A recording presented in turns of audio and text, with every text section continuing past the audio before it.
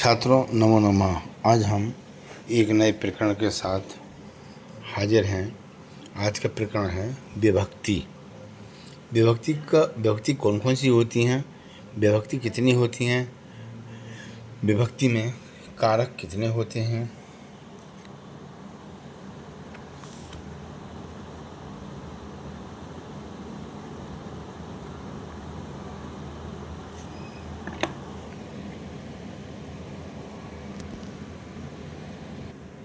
विभक्ति का वाक्यों में प्रयोग कैसे करते हैं, ये आज अभ्यास करेंगे। विभक्ति 7 होती हैं। एक 8वीं विभक्ति होती है जिसे संबोधन के रूप में प्रयोग करते हैं। और कारक कहते हैं करने वाले को, कारक करने वाला। कारक विभक्ति, कारक, चिन्ह, उदाहरण। प्रथमा विभक्ति में होता है कर्ता, चिन्ह होता है ने। वाक्य देखेंगे, संदीप खाना खाता है, राजू दौड़ता है। देखिए कर्ता इसमें काम कर रहा है, बस कर्ता के लिए बोला गया है। राजू ने खाना खाया, संदीप ने खाना खाया। संदीप खाता है, संदीप खा रहा है, राजू आ रहा है, माता जा रही है। यहाँ कर्ता है, जो कर्ता कार्य करने वाला होता है उसका ही पहली विभक्ति में होता है सीधा प्रयोग। दूसरी विभक्ति में होता है कर्म। कर्म कहते हैं काम को। जैसे राम पुस्तक को पढ़ता है, राम पुस्तक पढ़ता है। अगर हम कहें राम पुस्तक को पढ़ता है और कहें राम पुस्तक पढ़ता है तो एक ही चीज़ें हैं। राम पुस्तक को पढ़ता है, मोहन खाने को खाता है, मोहन खाना खाता है। मोहन निबंध को लिखता है, मोहन निबंध लिखता है। यहाँ खाना निबंध, पुस्तक कर्म है, को पढ़ता है। सीता पुस्तक पढ़ती है, सीता पुस्तक को पढ़ती है। तीसरी विभक्ति में आता है करण। करण कहते हैं साधन से, जिससे हम कर्ता काम करता है उसे साधन कहते हैं। साधन से, जैसे वृद्धा डंडे से चलती है, शिक्षक चौक से लिखते हैं, भाई साइकिल से आता है।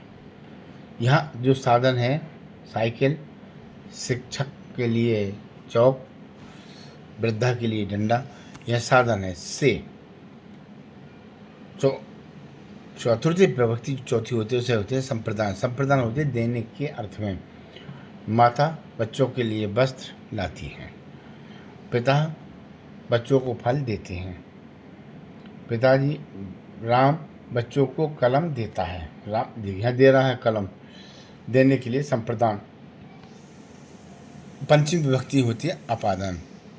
अपादान से का मतलब पृथक होने के अर्थ में या अलग होने के अर्थ में। जैसे पत्ता पेड़ से गिरता है, यानी पत्ता पेड़ से अलग हो रहा है, संबंध विच्छेद हो रहा है।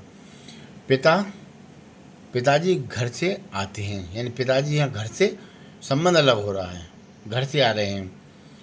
माता उद्यानम से आती है, माँ उद्यानम से आ रही हैं, यानी कि संबंध विच्छेद हो रहा है। पिता जेब से धन या पैसे देते हैं, भाई बैंक से पैसे लाता है, ये संबंध विच्छेद हो रहा है। षष्ठी विभक्ति संबंध के लिए होती है, जैसे का की के, इसका ये चिन्ह होते हैं। जैसे लव राम का पुत्र है, राम दशरथ के पुत्र हैं, लक्ष्मण राम के भाई हैं, यह बैग हरि का है।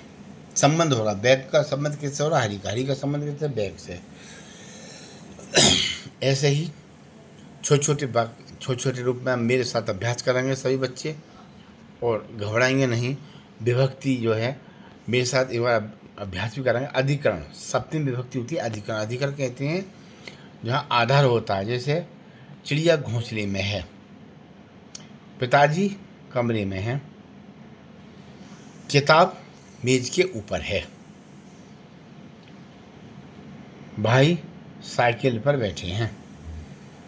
ये आधार, ये सप्तमी विभक्ति होती है। अष्टमी विभक्ति जो होती है संबोधन के लिए होती है। जैसे कोई संबोधन करता है, अरे अरे यहाँ आओ, अरे तुम क्या कर रहे हो, अरे तुम कौन हो, अरे क्या खा रहे हो, अरे हे, ये संबोधन होता है। अब मेरे साथ ऐसे अभ्यास करेंगे।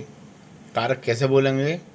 कर्ता, कर्म, करण, संप्रदान, अपादान, संबंध, अधिकरण, संबोधन। चिन्ह के साथ बोलेंगे। कर्ता ने कर्म को करण से, संप्रदान के लिए, अपादान से अलग होने के अर्थ में, संबंध काकी के अधिकरण में पर, संबोधन है अरे अजी। देखिए यहाँ करण से, करण में भी से का चिन्ह का प्रयोग हुआ, अपादान में भी। करण में क्या है? से, यानी कि सुधा खंड से लिखता है, डंडे से चलती है।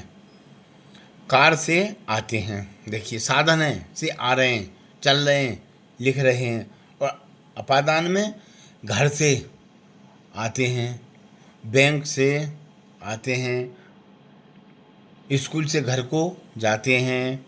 यानी यहाँ संबंध विच्छेद है रहा है, संबंध अलग हो रहा, अलग होने के उसमें। बहुत बहुत धन्यवाद। आगे फिर ऐसे नई वीडियो के साथ देखिए। ये उदाहरण है, इसके हर विभक्ति का उदाहरण भी लिखा है। ऐसे आप भी छोटे छोटे वाक्य लिखेंगे, हर विभक्ति कम से कम 5-5 वाक्य। धन्यवाद। नमो नमः।